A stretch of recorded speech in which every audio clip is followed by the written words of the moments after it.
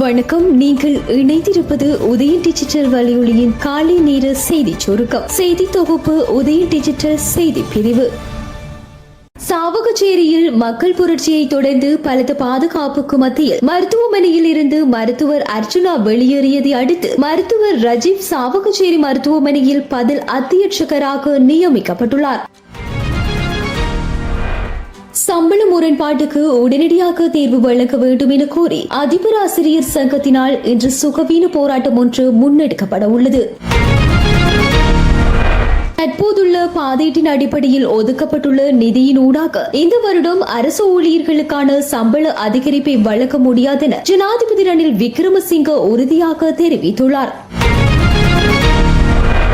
சீன அரசின் பொருத்து வீட்டு திட்டம் வடக்கு கிழக்கு மீனவர்களுக்கு வேண்டாம் எனவும் நிரந்தர வீட்டு திட்டத்தினை மீனவர்களுக்கு வழங்குமாறும் ஜாழ் சுழிபுரம் அலைமகள் கடற்றொழிலாளர் கிராமிய கூட்டுறவு அமைப்பின் சிரேஷ்ட உறுப்பினர் கனகசபை ரவீந்திரன் கோரிக்கை விடுத்துள்ளார். ஏற்றுமதியை இலக்காக கொண்டு நுவரெலியாவில் பயிரிடப்பட்ட ஸ்ட்ராபெரி செய்கை வெற்றி அளித்துள்ளதாக விவசாயம் மற்றும் பெருந்தோட்ட அமைச்சு தெரிவித்துள்ளது.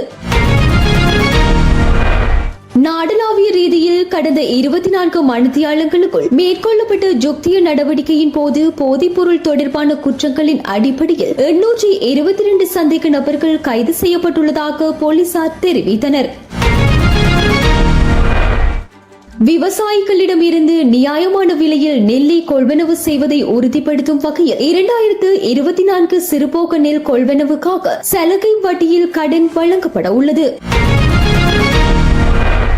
கொஸ்கம பிரதேசத்தில் வீடொன்றை உடைத்து 10 லட்சம் ரூபாய் பெறுமதியான சொத்துக்களை திருடிய போலீஸ் கான்ஸ்டபிள் ஒருவர் சந்தேகத்தின் பெயரில் கைது செய்யப்பட்டுள்ளார். 2022 ஆண்டு உயர்தர பரீட்சையில் சித்தியடைந்த மாணவர்களுக்கு அரசு சார்பற்ற உயர்கல்வி நிறுவனங்களில் கற்கை நெறிகளை தொடர்வதற்கு வட்டியில்லா கடன் வழங்கும் வேலை திட்டத்தை நடைமுறைப்படுத்துவதற்கு தேவையான செயற்பாடுகள் மேற்கொள்ளப்பட்டு வருவதாக கல்வி அமைச்சு தெரிவித்துள்ளது.